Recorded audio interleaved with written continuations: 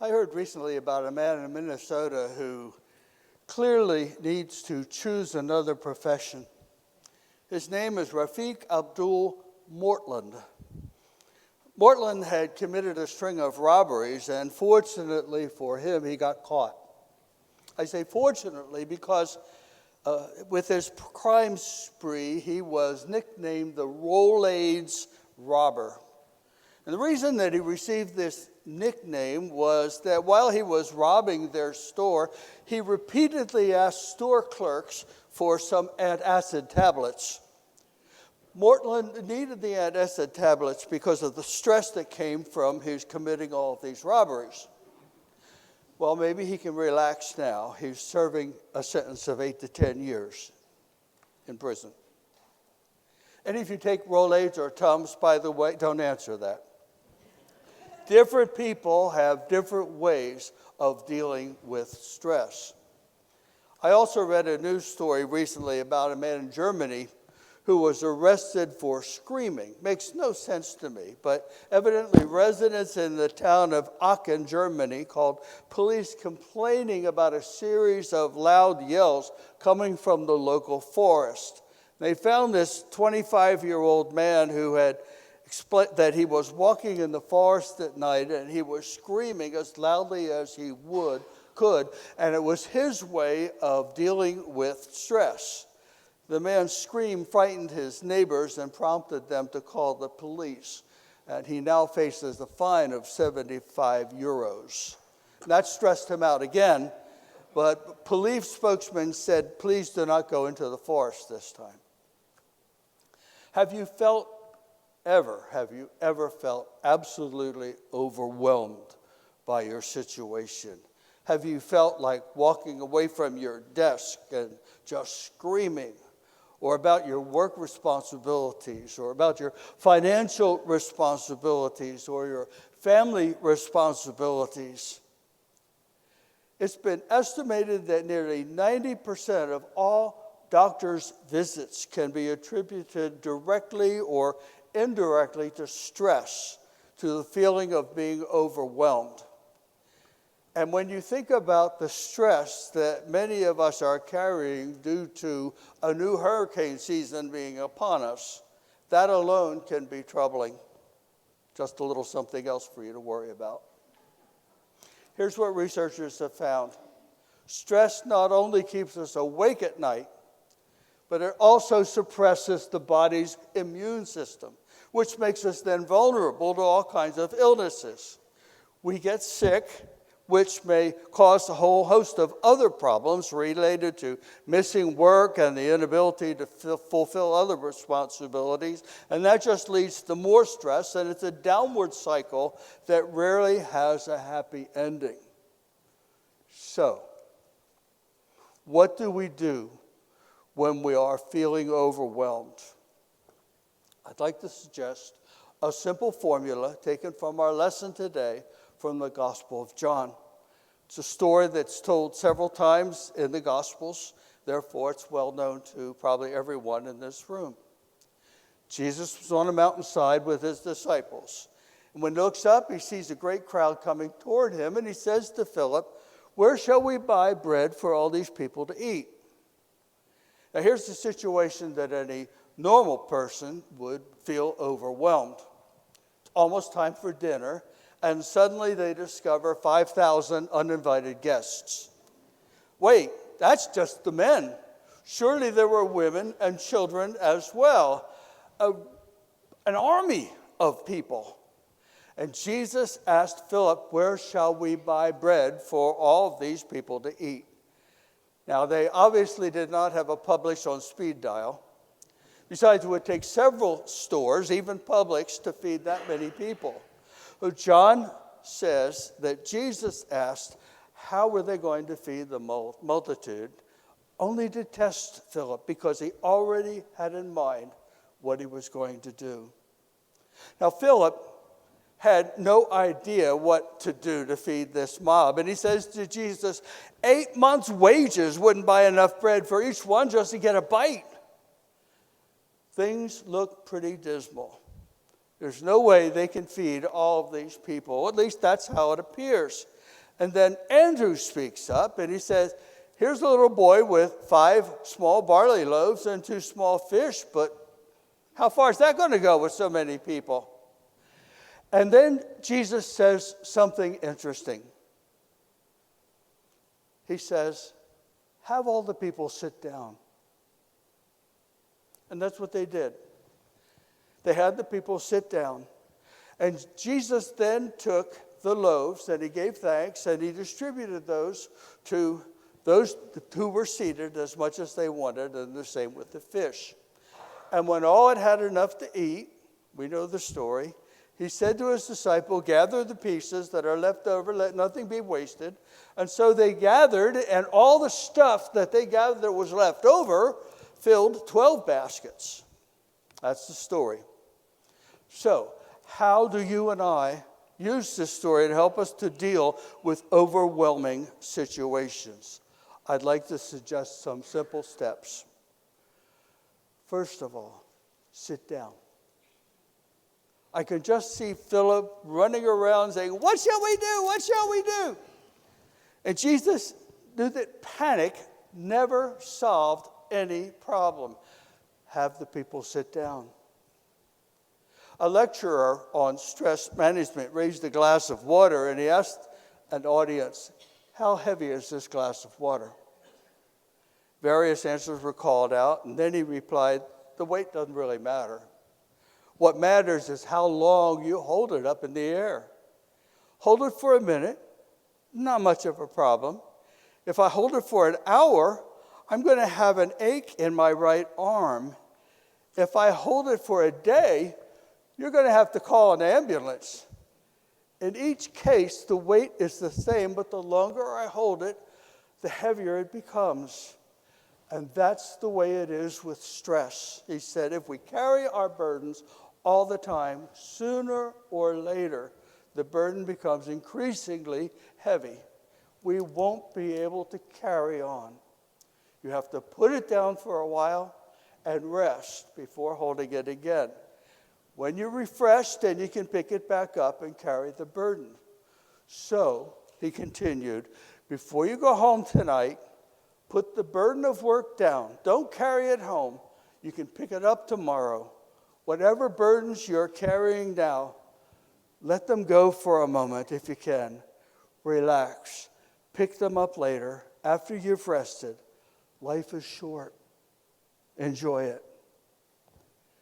That's one of the great things about worship. It's a time when we can be still and we can reflect and we can listen for the voice of God. Jesus knew that it was important to settle the crowd down, and so he said to his disciples, have them sit down. Mark adds, I think, an interesting detail. They evidently sat down in groups of 50 and 100. You see, the problem with feeling overwhelmed is that we see our problems coming at us from every direction. And so it keeps us from solving the problem that is right in front of us. Which leads me to ask the question, do you know the best way to swat a fly? Stay with me now.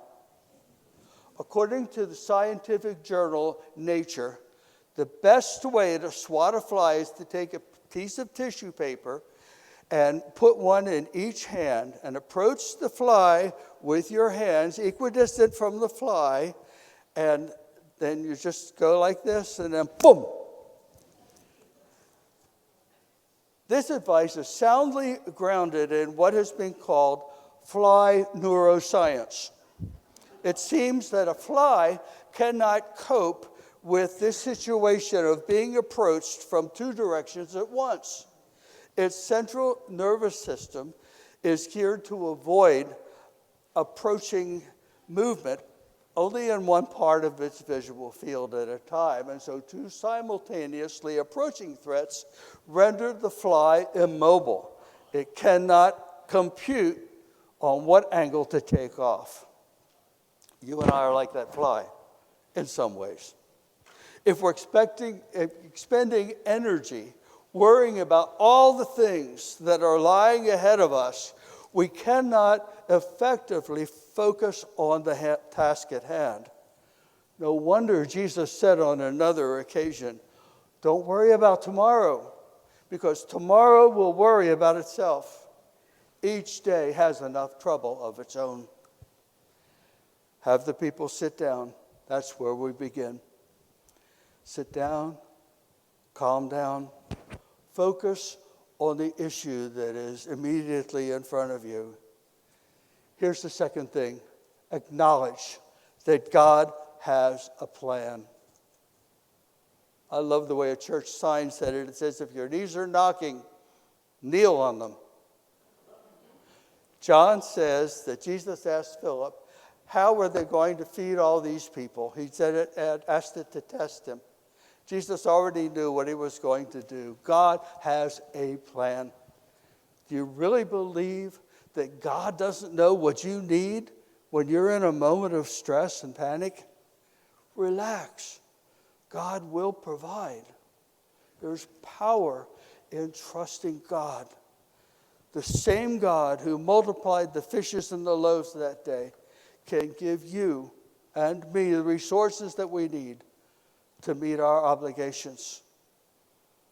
Sometimes we have to go through some painful situations before we see God's hand in our lives. We often can see God's work in our lives only in the rearview mirror, but God is always there. God is always available. God's will is for our best good. An anonymous poet reflected on the name that God used when he was speaking to Moses. Do you remember that story?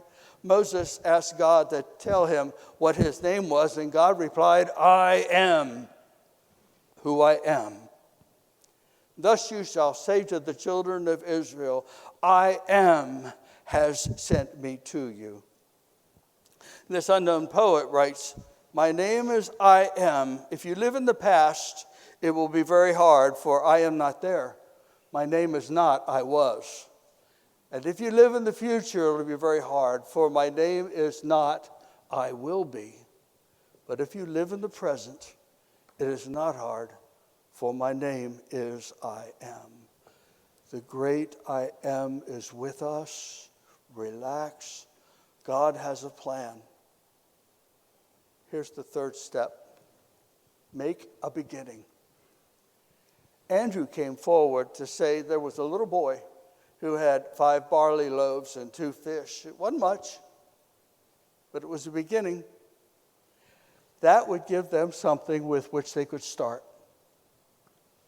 Where are your fishes and loaves? Even Christ had to start somewhere. What are the resources that you have today to make your situation better? Take an inventory. Get started with what you have right now. You know, there are many people who suffer from paralysis by analysis. I can't say that word sometimes. Paralysis by analysis, who worry so much about a problem over and over again, they never really confront the problem. Sometimes they can be very religious about this. Well, I'm going to pray about this, and when God gives me a sign, then I'm going to get started doing something about it. Friend, this message is your sign. Make a beginning. Get started. Take a step. Worried about losing your job? What are you doing today to prepare yourself for the next one if you do lose it? Who knows? If you get started today researching the possibilities, you just might find a better job than the one you have right now. Worried about your finances? Have you ever gotten around to making that budget that financial planner had recommended you do? There are many people today who have discovered they can live a whole lot better on a whole lot less. The point is to get started tackling whatever your problem, whatever your task, whatever your challenge is at hand. I know this is easier said than done, but great things come from small beginnings. As someone has said, winning starts with beginning. An old fable tells about a young bear cub that was puzzled how to walk. He asked that old she-bear, shall I move my right paw first, or my left, or my two front paws together, or the hind ones, or all four at once? How would I walk? And in reply, the old she-bear growled, leave off thinking and walk. Sometimes that's what God says to us.